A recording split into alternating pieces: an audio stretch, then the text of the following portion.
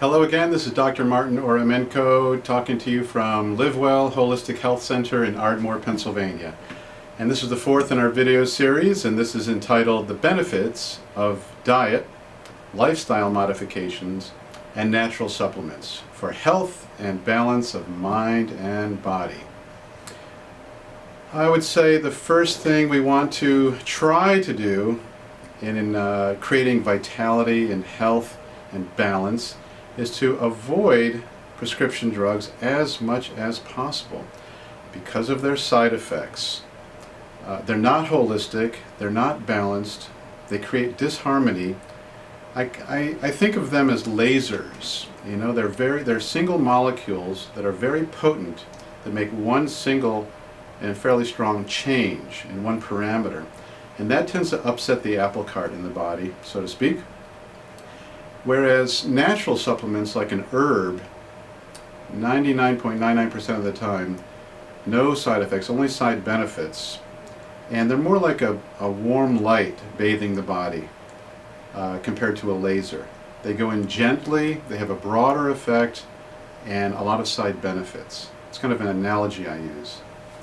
So the natural approach to health that we incorporate here is diet, lifestyle modifications, and natural supplements. You know, the body knows how to heal itself. It has all the mechanisms in place to heal things, all sorts of things. So we shouldn't try and force a sharp change in the body. We should nurture the body, we should gently remove the imbalances, give the body everything it needs to create harmony and balance, and wellness comes out of that. So let's first talk about diet. So with diet, again, natural is better. You want a wholesome, plant-based diet. We can, you know, what we eat can make or break our energy, our moods, our immune response, how we look and feel. And through diet, we can really stay disease-free and oftentimes correct diseases or imbalances that we have simply by changing our diet. So I would say one of the main points I tell people is avoid excesses. So too much of anything can be a bad thing. Even too much water can be a bad thing. So all of the indulgences that we enjoy so much should be very moderate, never go to excess in anything, and be very careful in particular with sugar, because it makes you acidic and mucousy and it drops your immune system, and there's many other reasons to be careful with sugar. Be careful with alcohol. It is considered a toxin by your liver. Your liver will go to great lengths to detoxify it before any other toxins it receives. But a little bit's okay, right? And careful with caffeine. Caffeine can overstimulate your adrenal glands, and they're supposed to be kind of quiet, waiting for emergencies to happen, and then come to your aid by putting out cortisol and adrenaline and so forth when there's an emergency. So you don't want to make them feel like there's an emergency all the time by stimulating them with caffeine and caffeine and caffeine. And also fried food, as we know, like French fries and potato chips, which contain trans fats because of the cooking of the oils.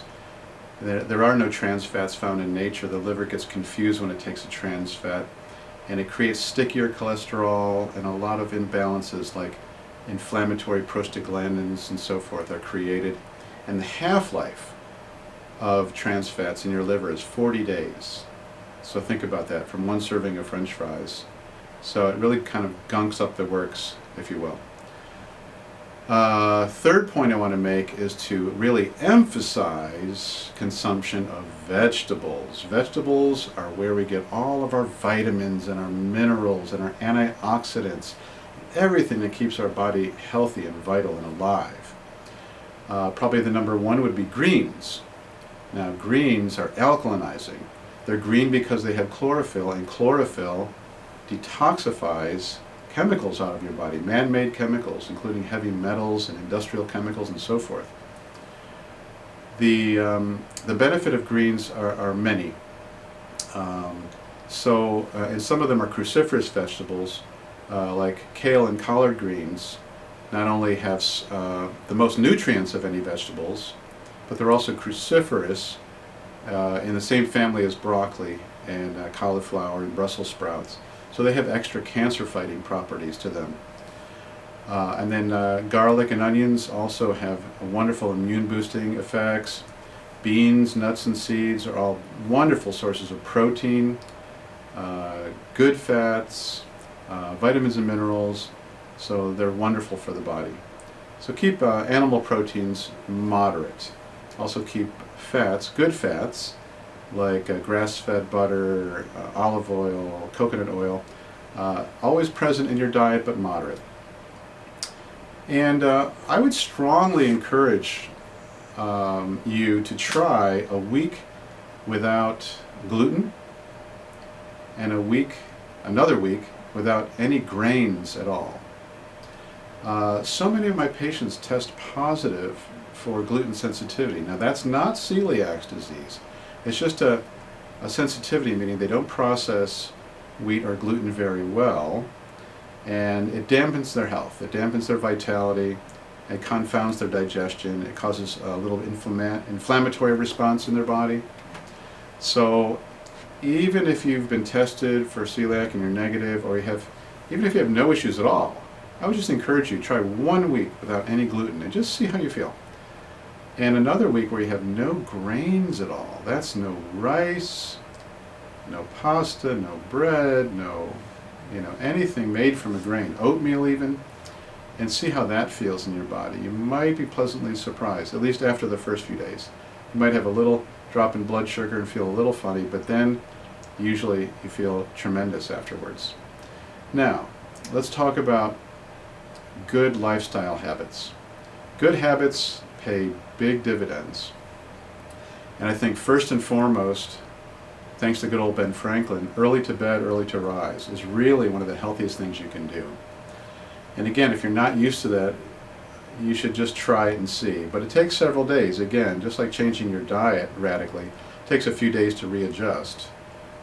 But the cycles of nature are there for a reason. To go to bed closer to when the sun goes to bed and get up closer to when the sun rises is really a very healthy thing. In Ayurvedic medicine, they recommend lights out by 10 p.m. and waking up and getting out of bed by 6 a.m. as the ideal. There are these cycles of nature, cycles within your organ systems and so forth that follow nature. And so give that a try and see what happens. Another point is exercise. We can't live without exercise. We have to give the body a little bit of stress, and that's ideal. A little bit of physical stress. We have to work our muscles, we have to do deep breathing, and that's accomplished by exercise. It's not necessarily for the strength, although that helps because we do things every day that involve using our muscles and having the strength to do things on the day-to-day living. But as I said earlier, just using the muscles helps flush the lymphatic system, and oxygenating our system makes us more alive and vibrant. And they've done studies proving that it reduces stress and it reduces depression. So absolutely important to exercise. I exercise every single morning without fail, and I think that's the ideal. And then another point would be regular meals. A lot of us skip meals, we're too busy, not time for breakfast, can't sit down to have a lunch, we have a working lunch or driving in the car and eating. It's not the healthiest thing. We do what we can, we have busy lifestyles these days, but try to have 3 sit-down meals where all you're doing is eating. You're not on the computer, you're not reading anything, you're just eating. Treat it like a meditation. It can change your life. It's a completely different experience. It gives yourself time to chew well and process the food better, okay, when you're calm and relaxed and just focusing on the food in front of you. And then another point would be nature, spending time in nature. A lot of us forget about nature. We might run to the beach and run back, and that's very good. We might go jogging down a trail that has some trees. This is all very, very good. But spend some time in nature as regularly as possible. It's very healing. Just the sight of the trees and the flowers and the grass is very, very healing. And stress management techniques would be another very important area. We accumulate stress. Having a good night's sleep is part of our healing and part of our refreshing and de-stressing, but we have to do a little bit more than that. I teach meditation to my patients, and there's a separate video on the topic of stress management and meditation that I presented. But just do a little bit of stress management every day. Remember to breathe deeply, give yourself time to relax, maybe do some meditation, some yoga, prayer. And now a third topic, natural supplements. You know, there are wonderful, wonderful herbs and supplements out there to help us heal and improve our health. I call it God's medicine. There is a plant out there for every purpose you can imagine. There are plants growing out there that are antidepressants, that are anti-inflammatory, that are immune boosting, that are antioxidant, that are pain relieving, and the list goes on and on. To name a few, anti-inflammatory herbs, picrorhiza, turmeric, boswellia, and many, many more. Antioxidant herbs like rosemary, olive leaf, ashwagandha. These are fantastic herbs. There are fantastic antibiotic herbs. Isatis, coptis, barberry. So many people are on antibiotics for the slightest little reason these days. And we all know by now that antibiotics hurt our gut flora. They kill off the good bacteria in our guts, which increases the growth of yeast and bad bacteria. And that sets up a whole scenario of ill health, including leaky gut syndrome that can come out of that, and more sensitivity to foods. So not a healthy thing to take antibiotics. You try to avoid it as much as possible. You know, they're needed in emergency sakes in some cases, but there are wonderful antibiotic herbs out there that I incorporate in my practice. And dysbiotics specifically are natural products like herbs that help to kill off yeast and bad bacteria in the digestive tract itself. Tremendously helpful. Now, I use a technique in my practice called applied kinesiology. It's a muscle response testing that allows us to pinpoint the needs of the patient. So it's good to go to the health food store and seek out some of these products, but it's better to have someone like me test you for which ones would be the most beneficial to your body at a given time. So consider that.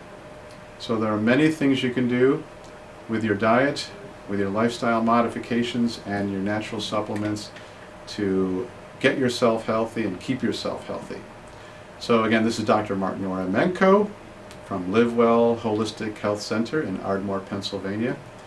And please check your inbox for upcoming videos in our series. Thanks for watching.